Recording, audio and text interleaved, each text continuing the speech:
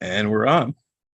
It's just taking a minute to load, which I'll hear in about 13 seconds, like a back comment me talking because I love technology.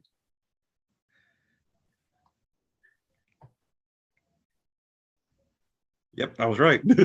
But anyway, like yeah, so we have I mean I have an old friend coming by. He's a regular guest. I think I've had you on like what twice or three times now. Yeah, something like that. My boss with the greatest name in sports history, especially if you're a Packers fan. Which I think he's sick of every. I think I've made a joke every time about his name being Vince Lombardi. Surprisingly, he's not driven up to Rochester and kicked my ass. No, never will. Won't happen. So That's I fair. go, Good. You doing good? yeah, yeah, everything's good. Yeah, we talked a little bit off camera. We said how like warm it was. I was actually at the Bills Broncos today game, and it was hot, and there were a lot of kids because it was Kids Day. Always fun to have kids around. I have Yeah, two. I mean, I have two that constantly yell up and down my hallways. I've heard of it I think a few times tonight already. So Yeah, they're doing like they all because they care. they, they know dad's doing something now, but yeah, it's all good. Absolutely, it's like the more I always do the rules of the more the merrier. If they want to come on, they're more they're welcome to if they want to say something. That's right. I try to get them to come on. I try to get them to come on our show once in a while. They don't. They don't. That's like pulling teeth. But my daughter does all our TikTok stuff now. So any like TikTok things that Oh, you were doing, oh no! that's her editing.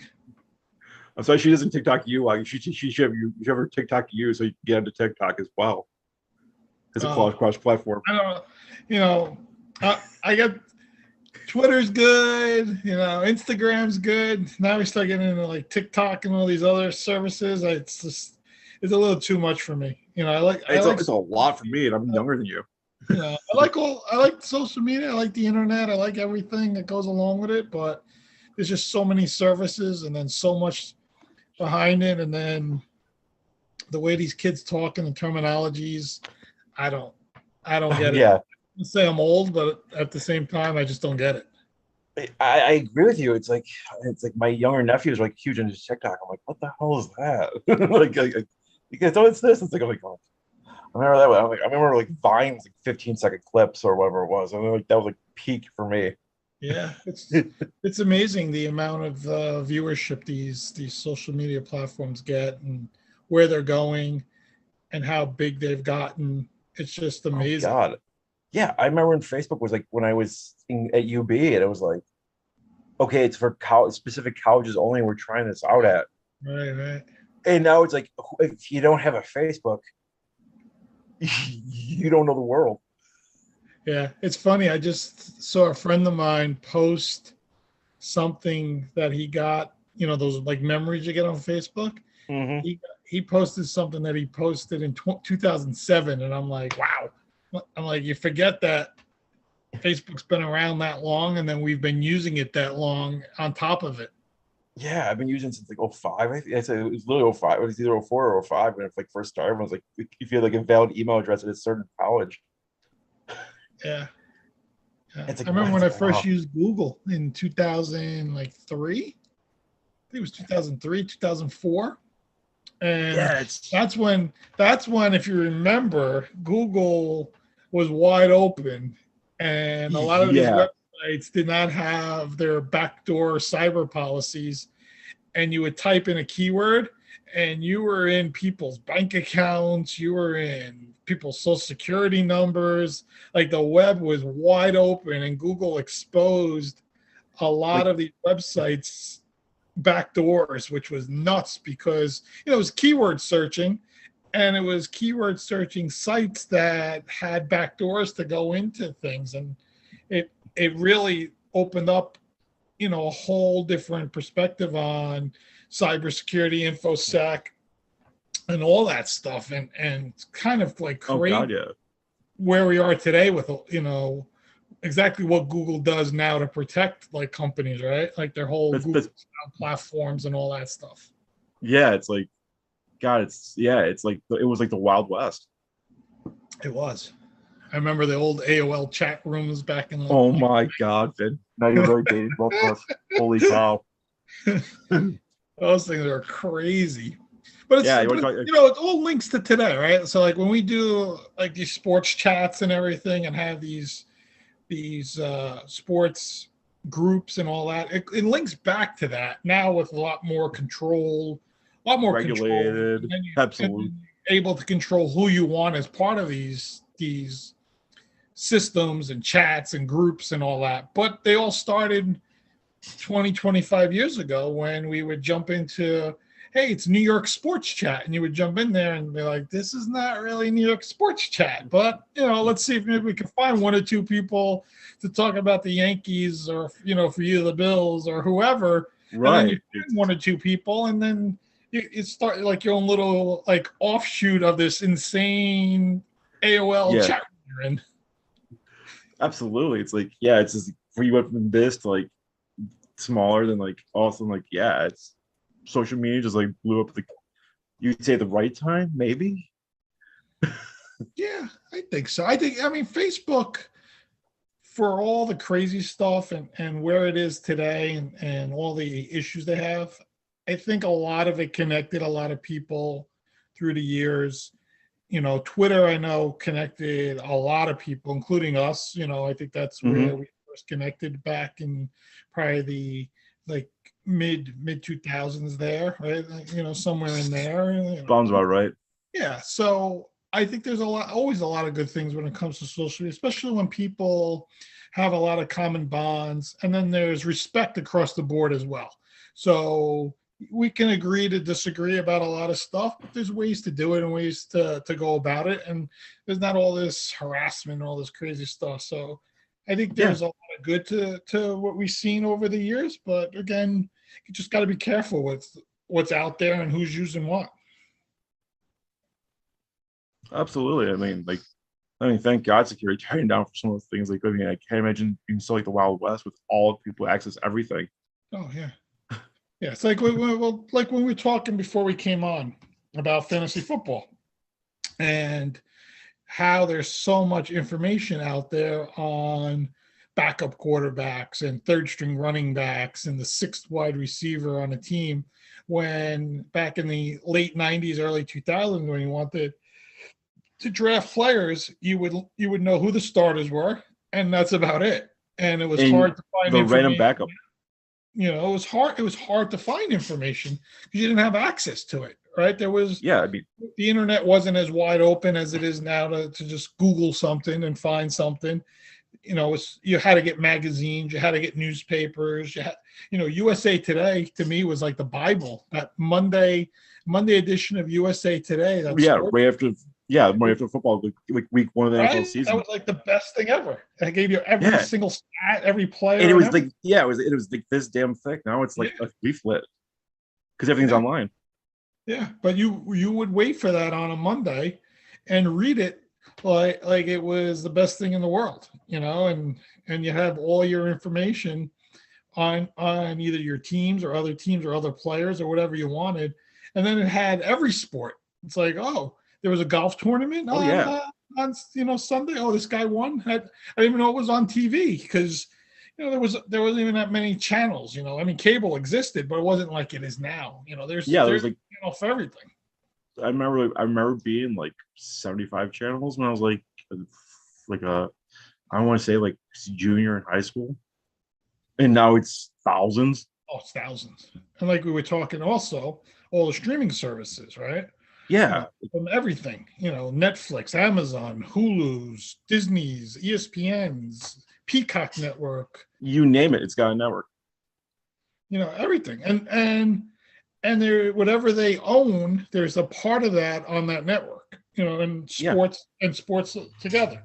And like we were talking, the Thursday night game, which you have a vested interest in on September 8th, Bills Rams. If you don't have it in your local market, you have to have Amazon now. You have to have Prime.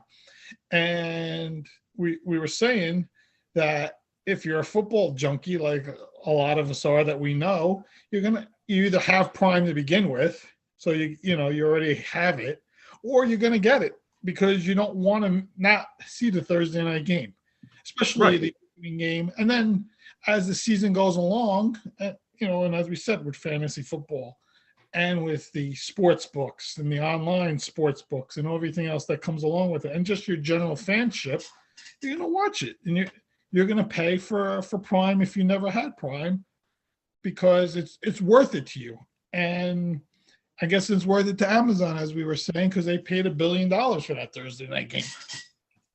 Which is still like mind-numbing to me. We talked about affairs. Like, I mean, you mentioned, what was it? You're supposed that we're going to grow, the NFL's going to grow in revenue by 2.5 times by 2026. You said, yeah, that's what some of the projections were. That which is it's crazy numbers. It is. I mean, just think if we didn't have a down year in 2020 because of the pandemic.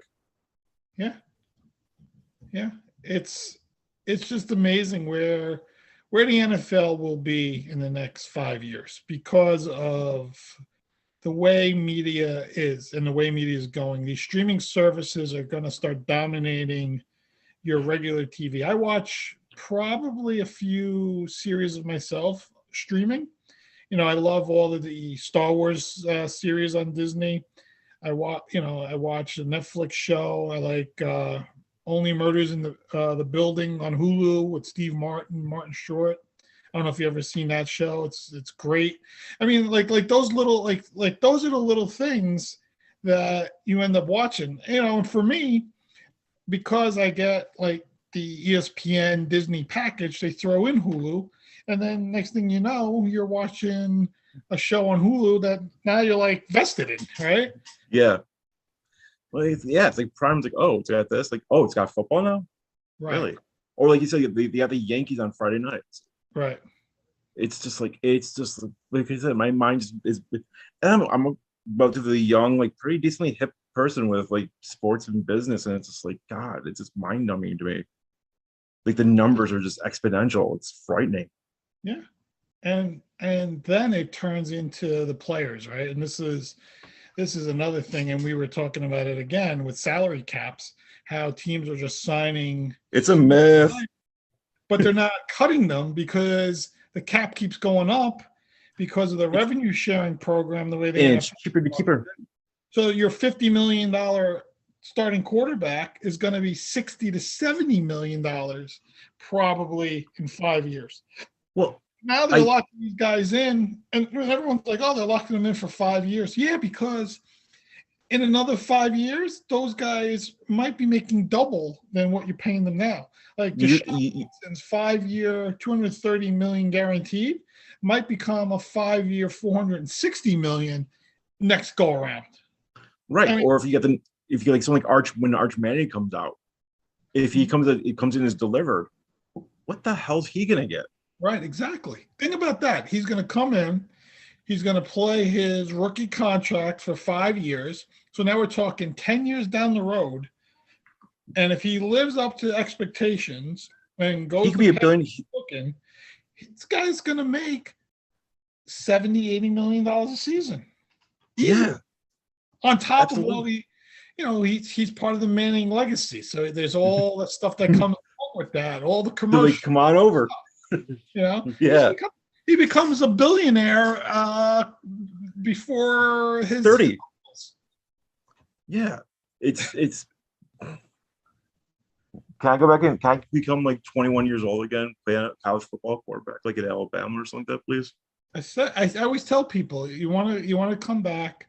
You want to be a left-handed person that can throw a 95-mile fastball and throw a perfect spiral 50 yards to the outs.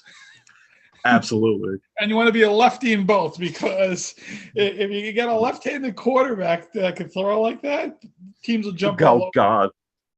Absolutely, because you'd be the unicorn, right? I don't think, do we have anyone? I don't know if we have anyone. Any left-handed quarterbacks in the NFL? Not anyone that starts that I'm aware of. Neither am I. I mean, I'm thinking we haven't had that many to begin with anyway. I mean, it was like Young, Vic, Boomer. Yeah, but then you got to teach your receiver how to catch the ball, then, because it's a different spin. Yeah, well, that's why the old Belichick philosophy was always have the left-footed punter, right? Because the ball comes off differently. Well, yeah, than to the receiver. So it was one of the things that he always made sure to get was the left-footed punter. And then people picked up on it and said, we're going to get left-footed punters too. And the Bills did that this year. Right. Matt Rice is left-footed. There you go. And he kicks the living tar out of the ball. Right. And that's the other thing. And that's another thing, right? I mean, we talk about guys run fast, big guys, 4.5s, but these punters and kickers, they punt the ball 80 yards now on a dime. It's not like just punting it, just how long. They punt it into a spot, 67. Yeah, his ball last week went 68 in the air and hit the ground. I think he was playing from his own 7 and landed about the 10-yard line. Right. That guy, that return for the Colts was starstruck. He literally went like of the center fielder getting losing the ball. He's like, and you got to remember when they say 65-yard punt, that's from the line of scrimmage. That's not one from he's actually kicking the ball. He's 10 yards back, so that's a 75-yard punt in the air. It's well over 200 feet. I mean, yeah, it's crazy. And then you get Justin Tucker out there kicking 65-yard field goals, like they're easy. Right. It's because they're so mechanically trained now. It's amazing. It's like everything. It's the modern way of doing things. It's using analytics. It's looking at stuff. And this is again, to just go back to where we started with computers and everything, where we're progressed to, and then what is it going to progress to another 5-10 years? Because now you have kids going to school that are studying this stuff in college, right? So they're coming out at 22, 23 years old and have a better understanding of the analytics, the mechanics, and everything that goes along with playing a sport to enhance that talent that an athlete has. So, these GMs now hire these guys to bring in a whole different look on things. It's like Billy Bean with the whole baseball analytics and all that.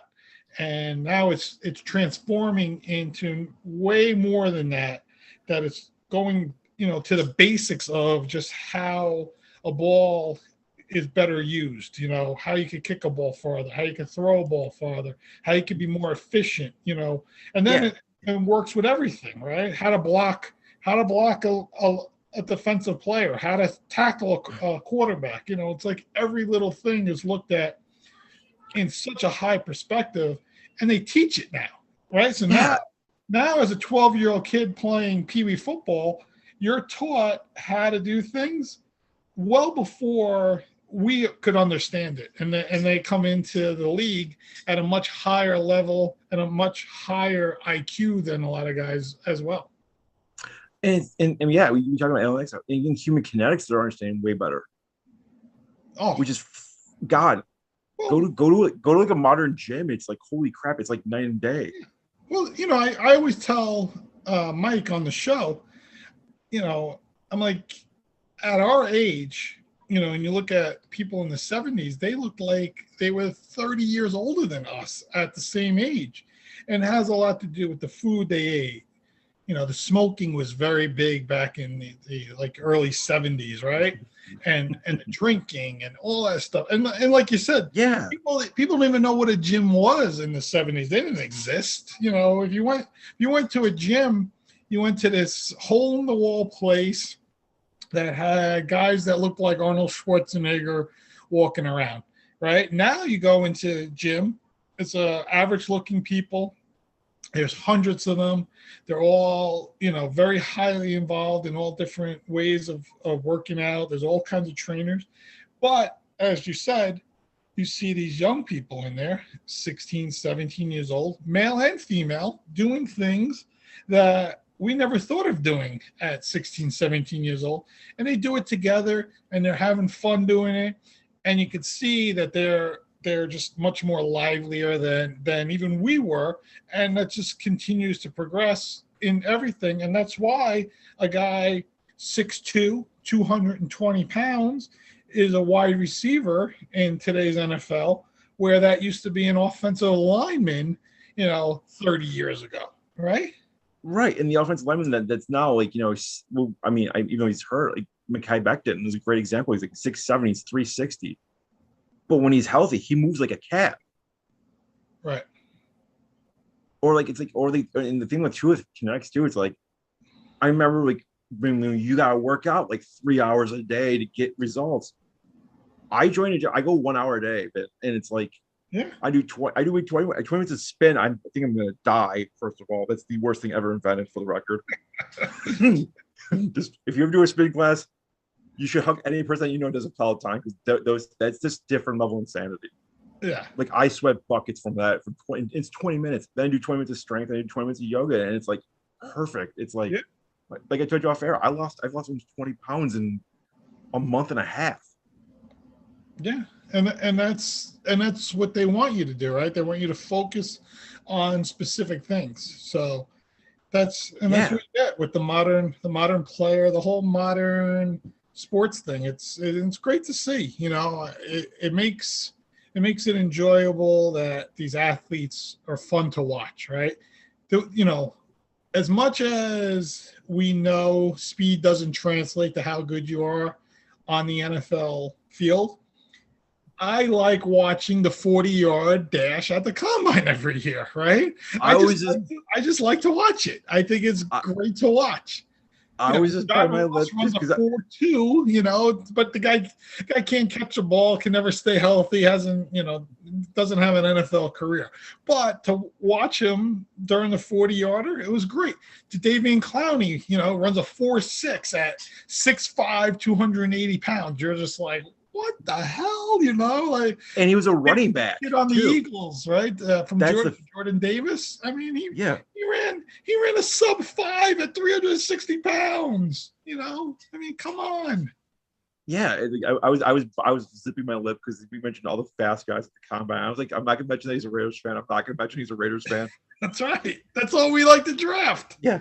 Al Davis drafted everyone that could run under a 4.4. It was like, size, speed. Was it height, speed, and what was it? Was height, speed. Was the three ratios he used? It was like height, speed, and it's something stupid. Like it was like height, speed, and weight. Something crazy, but it worked in the 70s and 80s because no teams were focusing on that, right? And he would draft the big, strong, fast guy, right? And he would draft it at every position. So there was a little athletic advantage for them. Lester Hayes and Mike Haynes could play man coverage all day against teams, and you could do whatever you want with the other 9 guys. I mean, think about having 2 lockdown man corners like that, especially back then when you could actually touch a receiver on top of it. So you had guys being checked the whole way down, and your other 9 guys are just coming at the quarterback. Yeah. It's like, I mean, it's mind-numbing. It's the evolution of sports. Like I said, like you go back to the 70s, it's like, I mean, I remember the old joke was like, I remember it was the coldest Bills game on record. It was the Bills-Raiders game. It wasn't the playoff game where Buffalo shellacked the Raiders. It was, I think, the year after, was it the divisional, the next year or the year after? And like Steve Tasker's returning a kick, and they all made fun of him a little because we got tackled by. Because at first they all told me it was like the long snapper for the Raiders, Matt Turk. Just wanted me to name drop someone. And he's like, Matt Turk. And then I was just screaming. It was Willie Gault, who's still like the fastest human in the world, by the way. I think he still runs like a 5 flat, like 40-yard dash, and he's like 60. That's amazing. Who was it? Somebody ran. RG3 ran a 4.5 at Rich Eisen's, like sprinting for charity. I think he ran a 4.5 this year. RG3 did. I think a 4.5, 4.55, something like that. Yeah. I mean, he's not an old guy, but still, he's had multiple knee surgeries. He hasn't been in the NFL in 3 years. Yeah. He's got to be what, about 30, 35? 31, 30. I mean, like RG3, right? Yeah, I don't know. He came out what the same year as Russell Luck. Wilson, right? They Yeah, were 2012. because they were the first rookies to play a playoff game against each other or something. Something He's crazy like that. So he's probably he's about 30, 32. yeah. So he's about 32. Either way, So he's still he's still running in, 4.5. yeah. Yeah, I mean, it's like I bet you Vic probably still would run like a probably close to that too because he was so absurdly fast. yeah. I bet you Darryl Green still runs a 4.6. 4.28. Yeah, and he's like, he runs a 4.6. He's like 60 years old. I mean, I remember him doing I remember they used to have like the competition, and he was like 41. And he's beating everyone. He was retired for a year. It's crazy. It's crazy. And he played what 20 years? 20 years, 21 years. Yeah. I mean, that's unbelievable when you think about it. Especially that era, that division, like how much like the AFC, well, he's probably beat the hell out of each other for like that many times. Oh yeah. It was a whole different game. And he wasn't a big corner. He's 5'10" probably, right? 190. If that, I think it was like so short. Yeah. He was one of those. He's 62 now. He was 5'9", 184. 5'9", 184. Playing. Yeah, playing weight. Yeah. I mean, that's insane. He ran a 10.08 100-meter dash in 1983. 10.08 100-meter day. In 83, 40 years ago. Almost Olympic numbers back then. They'd be decent Olympic numbers now. I know. There's probably guys that in the NFL can't run a 100-meter under 10.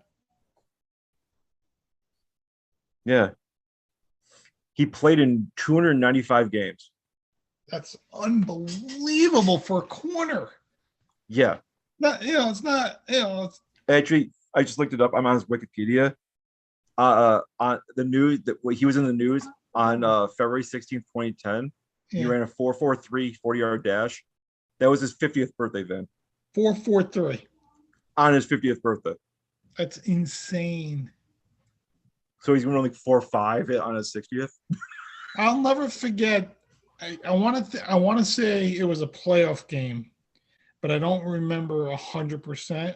But I know it was Washington playing the Rams, and Dickerson got the ball off the left side and just broke through, and out of nowhere he came flying all the way from the other side of the field, similar to the tackle that like Metcalf made on that corner that time.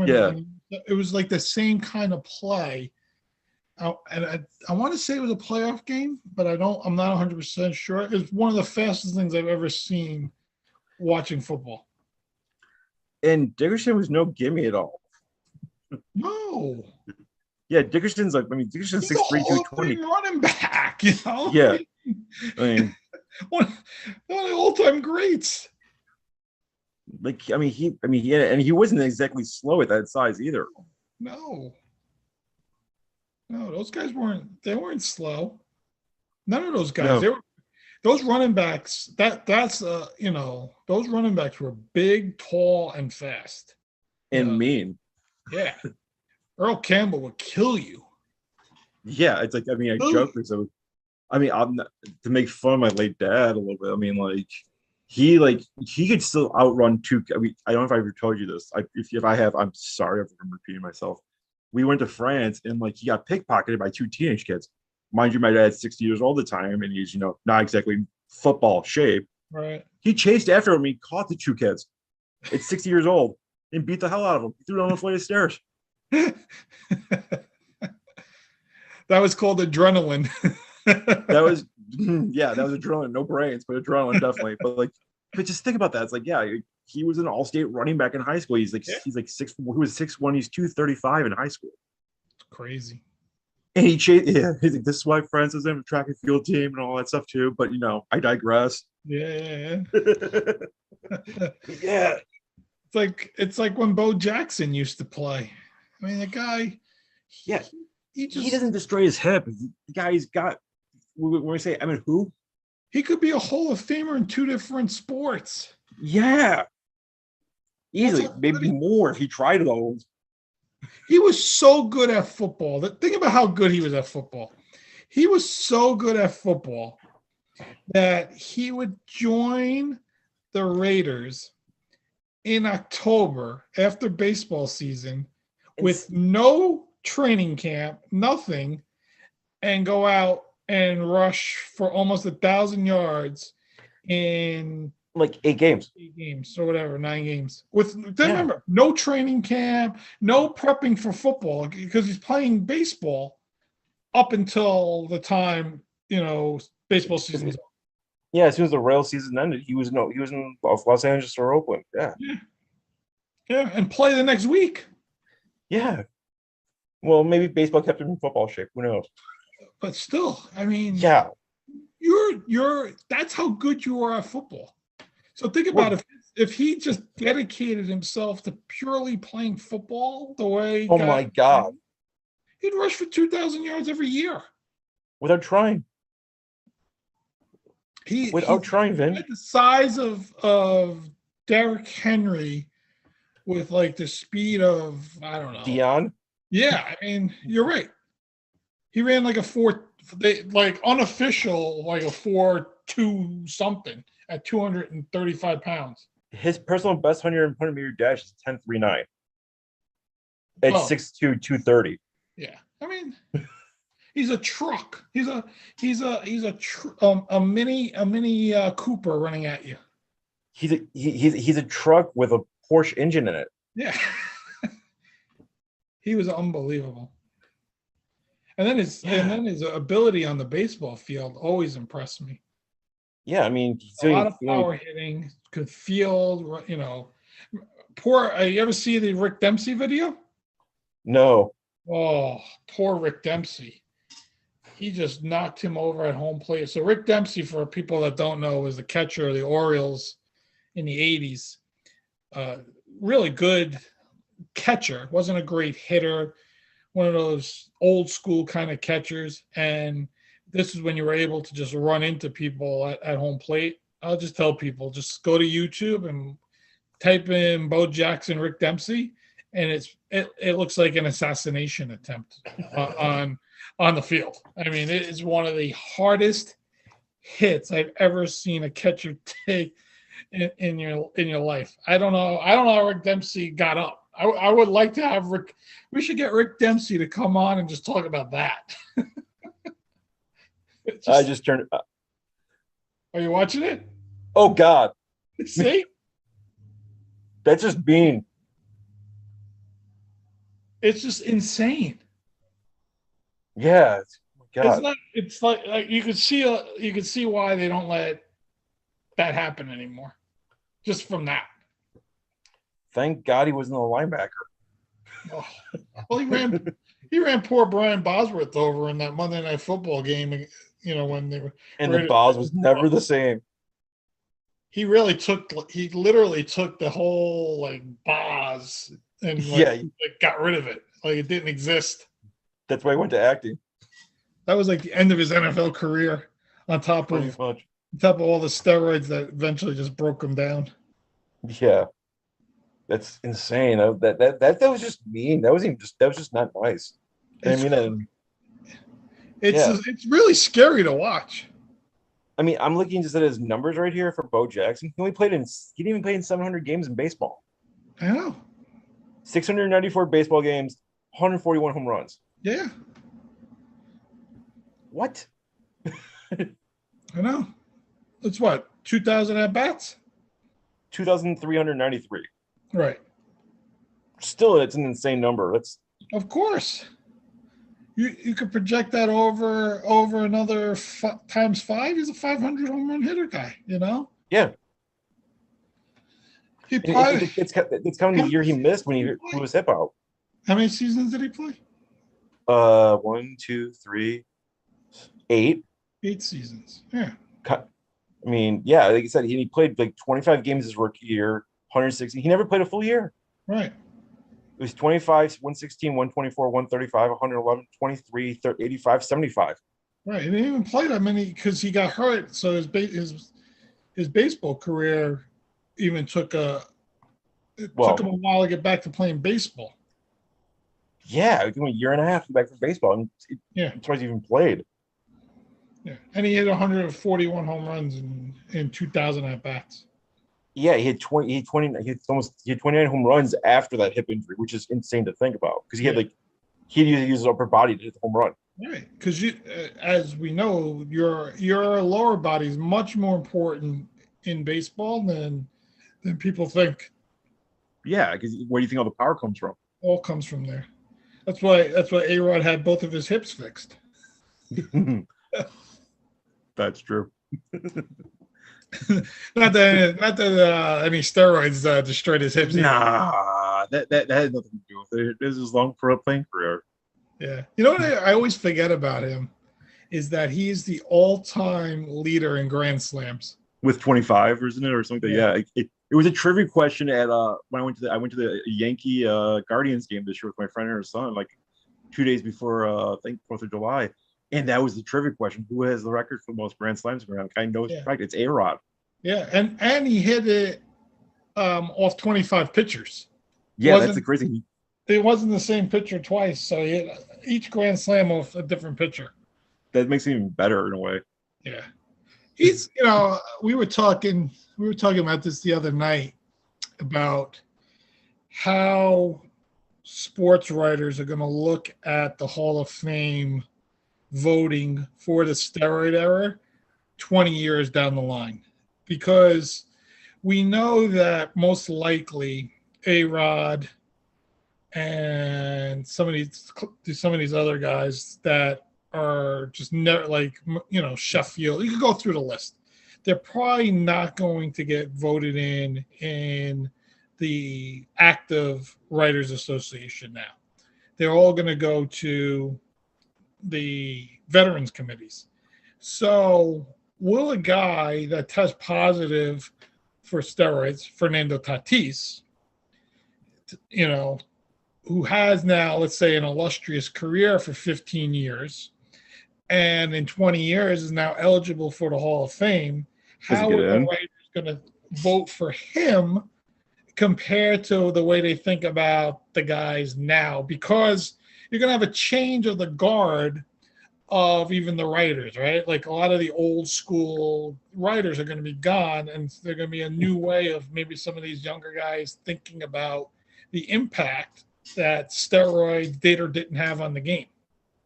Yeah, I think I don't know. That's Right. That's a great question to ask because we don't know because we can't tell the future. Like, once if he comes back like next year, well, we'll say halfway through next year, let's say after the All-Star game for simplicity's sake, and plays for another 15 and a half years, like you said, and hits 600 home runs.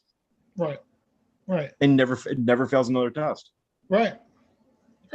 Because, as much as Bonds and Clemens are associated, and you can't say that, but it's more because they're a-holes to the media.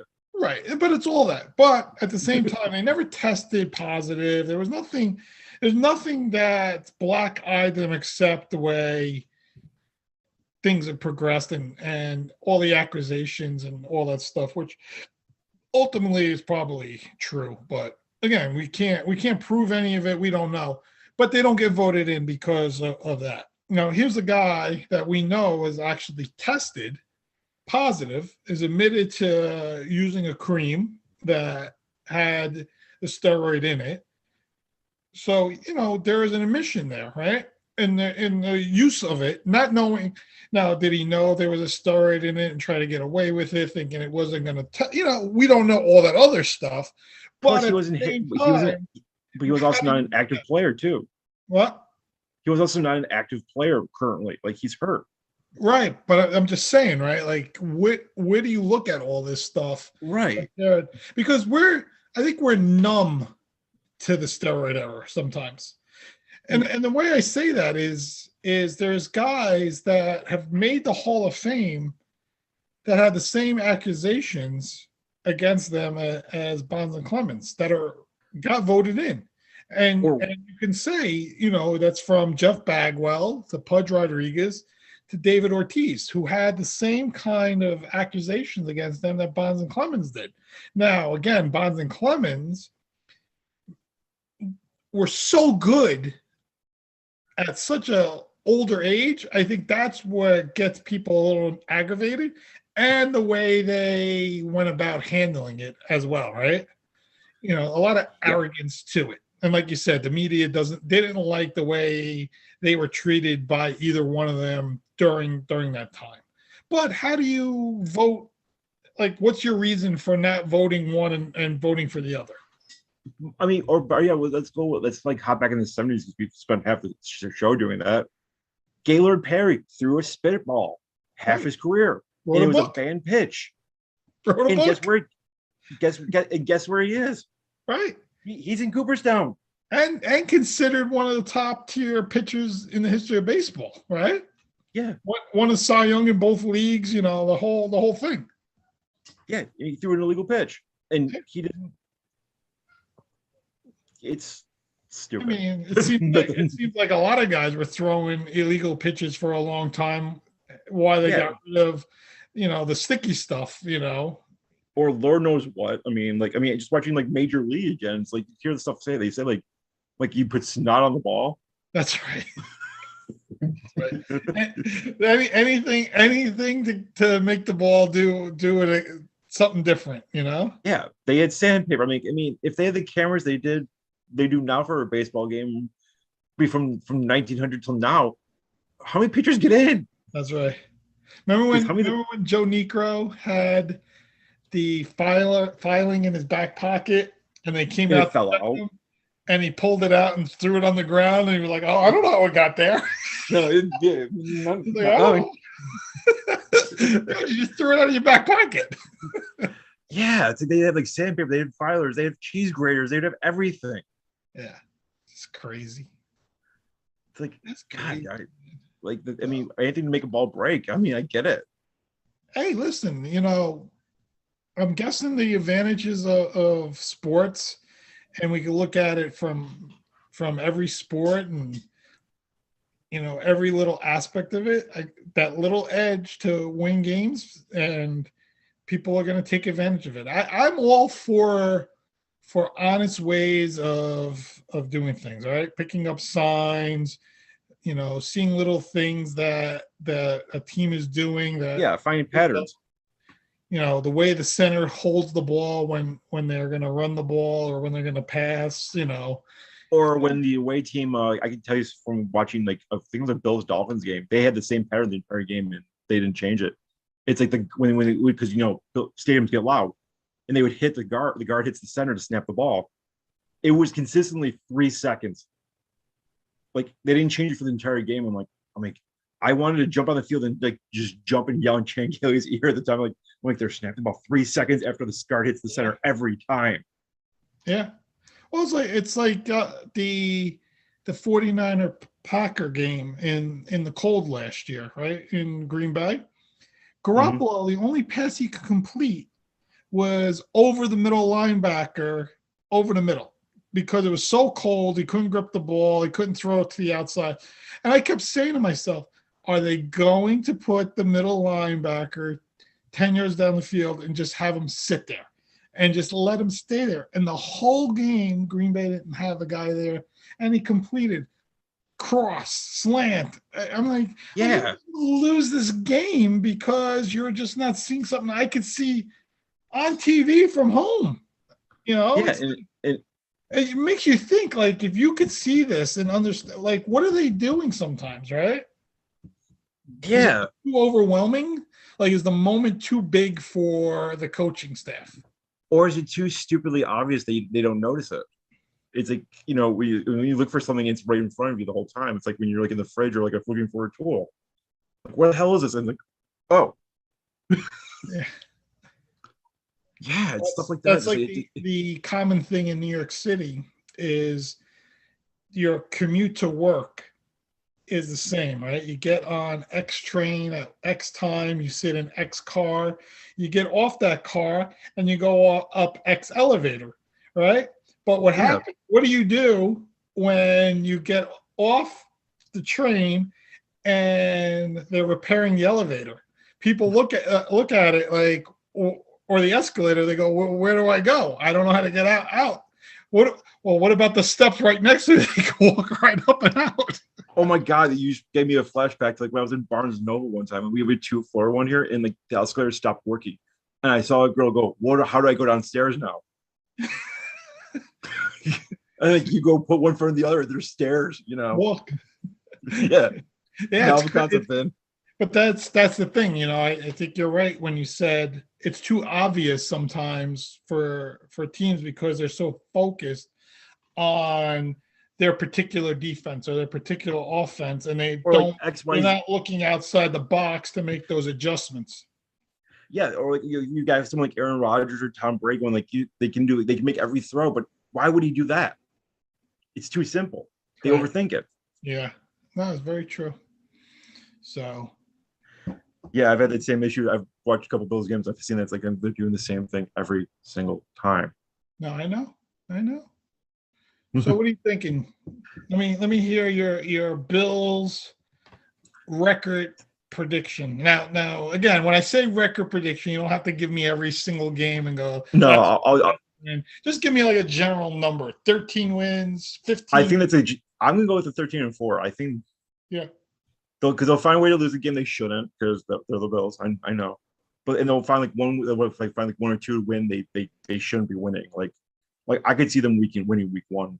Do you think 13 wins is a 1 seed in the AFC? This year, maybe, because I think the AFC West is gonna be a war. Would you be upset if you're not on a bye week in the playoffs? Yes and no. Like for the team's sake, I'd be upset. I would rather have the bye week for my own sanity if we're going to games. Yeah. But I like the little week off. It's kind of nice. Because they are the heavy favorite right now in the AFC, right? Like every time I go to my DraftKings odds and look, and they're still, I think, plus 600 or something like that. Yeah, for it all. Yeah. It's amazing. It's like I said, we talked about it. I think we talked about it a little bit in the air, but it's like we talked about it off there. I watched games from a decade ago, and I'm like, how is this the same team? Yeah. Like it's like pulling teeth up. No matter what, you have to have the quarterback, and the Bills have the AFC is stacked with quarterbacks. I know, it's crazy.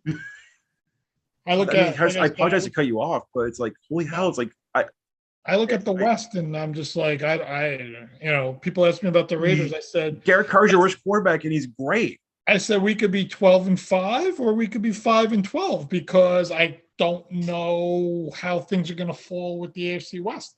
I'm hoping we're on that 12-5 part. I would hope so. I think we're better than the Broncos at this point. I know we can compete with the Chargers and Chiefs because we have the last few years, with the same quarterbacks that are there. So, and I think we improved. So, but at the same time, you look at the entire AFC, there's so many good teams. There's so many potential playoff teams in each division. You still got the Colts and the Titans. You guys still have the Patriots, no matter which way, you look at it, right? The North is still Bengals and Ravens.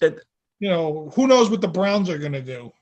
Well, if we have, I mean, Trubisky could be a little bit better than Roethlisberger was last year, because Ben was a shell of himself, and Ben was a walking soul. Yes, last year. Najee Harris could go off and have this MVP kind of year, similar to Jonathan Taylor, and next thing you know, they win 11 games themselves. Right. It's like, I don't know. It's like the AFC is just a minefield. It's like, I mean, the only teams I'm not concerned about are like the Jets and the Jaguars, even we lost to the Jaguars last year. Right. Like, and they have young quarterbacks that have like real potential, right?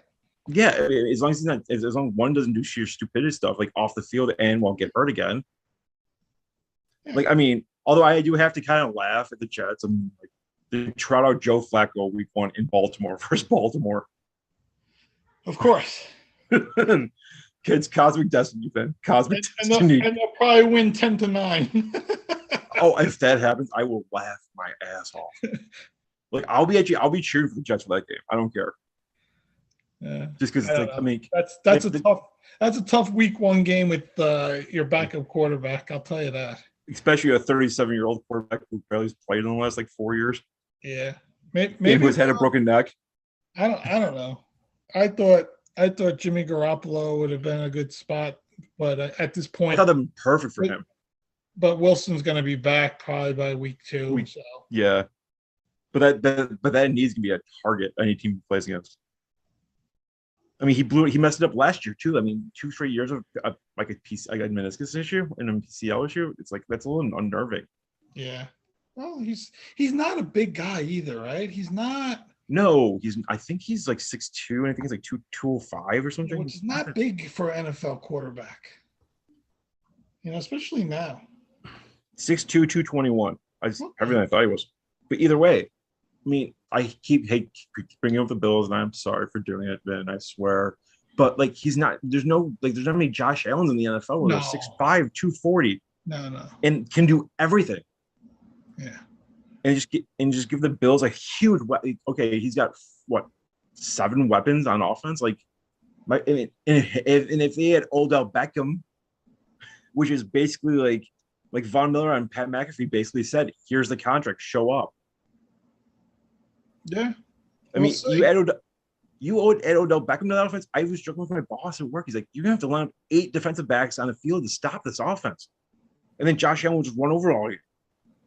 Well, that's the thing, right? You can run a dime defense all you want, but now you're gonna let Josh Allen rush for 150 yards in that game.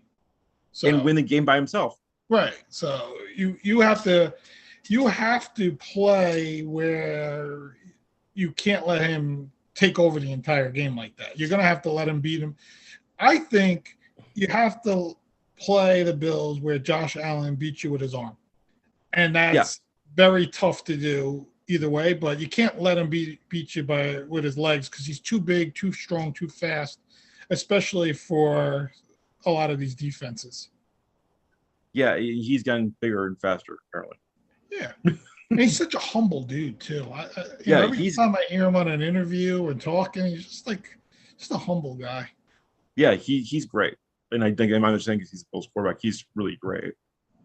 Yeah. Like he did some, they had a moment for science for like Dawson Knox today for his brother at the game, which was nice. Sad to hear about that, and then, I mean, like I'll throw him in the mix. It's like, okay, say like we do sign Buffalo signs Odell Beckham. Beckham becomes what, your 3 receiver? you have like Beckham. You got the guy Beckham who's a complete receiver. You got Diggs who's a complete receiver. You've got Davis who's becoming a complete receiver, who's a star in the making. And then you got Isaiah McKenzie who's faster than lightning. You throw Dawson Knox in. Okay, your linebackers can cover him while you have like 6 corners everywhere else. And like we said, Josh Allen goes, oh wait, that whole middle of the field's open. That's it. Ball game. Yeah. The new wave of quarterback too, right? Like everybody wants that quarterback that can sit in the pocket, and then when he has to, he can go and keep himself healthy on top of it. Well, that's the thing though too, is like it's making like smaller school quarterbacks like intriguing. Like Ben did it. So people tried with after Ben did, but no one could find Ben. Well, it's like what Mahomes and Rodgers do, right? They're not big time runners, but they can run when they have to. But they're running to look to throw the ball down the field too, right? Yes. Lamar Jackson runs to run. I think Tua sometimes runs to run. Rodgers, Mahomes, Allen, they run, but they're always also looking to make a 30-yard pass. They pass to stop the run. Yeah. That's and they throw the ball the way you're not supposed to. You're not supposed to run to your left, throw the ball sidearm to your right, 30 yards downfield. Like you're not supposed to complete that. I mean, people don't give enough credit to that. I mean, to that Josh Allen, Stephen Diggs against the Jets last year, that touchdown. He had a linebacker on his back. Diggs is going out of bounds. He's threading a needle probably 4 feet wide, and he's throwing 20 yards down the field because reasons.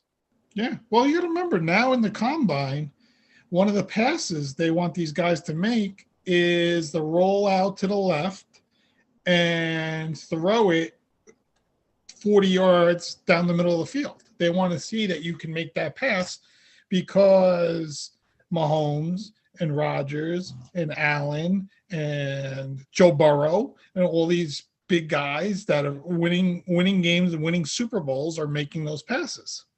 Yeah, and they're doing it with ease. Right. So That's now the when you scary come to thing. the combine, you better make that pass or you're not going to be a first round pick. Pretty much. So all right, brother. It's getting Bedtime. the witching hour here. We talked for people that don't know, we talked a while before we started recording. Yeah. Well, we had catch up. We're friends. We had to do catch that. up, me and Scott know each other. We were saying over 10 years. We were talking about some people that we've known that have moved on to some really cool things and happy for them. And just talking about a lot of cool stuff that we've gotten to do and just continue to do, and just happy to come on and talk to him, once in a while. And hopefully he'll do his show a little more consistent and we can bring I'm working on it. Bring some other, maybe get yourself a good co-host, do like your Saturday nights with Scott and Bob or something, Yeah, I'll figure it out. Like I'll get it. And I wish Mike was here, but I'll get him on sometime. Oh, Mike, he loves you. Mike's great. He was on vacation, so he was out in Yeah. Rhode Island. He's relaxing, but good for him. Yeah, he'll definitely come on with you. Just always shoot us a message. You know that. Absolutely. It's like I said, I love having you guys on. Yeah. So we'll definitely we're planning some individual team shows. So we have a Cowboy guy coming on Monday. We got some others in the wings, but we have you on the docket for some time during football season for Bills, as we talked about when you first. The Bills, they play in Buffalo, right? They do, right around the corner, right there. Oh yeah, that's right. I knew that. I heard they're building a new stadium next door to you, so it's easier. That's a whole different. That's a whole other can of worms, Ben. We can talk about that next time. We'll definitely talk about it. All right. Let me run before we hear people yelling down the hallway. Oh, that'd be the best part. Come on now. But anyway, have a great night, Vin. Great catching you up, and we'll talk soon, man. You too. See you soon, Scott. See you. Bye. Everyone that was Vince Lombardi, yes. His name is actually Vince Lombardi, and it's not that Vince Lombardi. I always have a blast bringing him on. He's just a great guy, and it's a good friend. That's all I got. Thanks for joining us. I'll be back on tomorrow night with Phil Clark, old friend of the show. We'll talk about combat sports mostly, but we'll be also. I'm gonna drag some football talk on.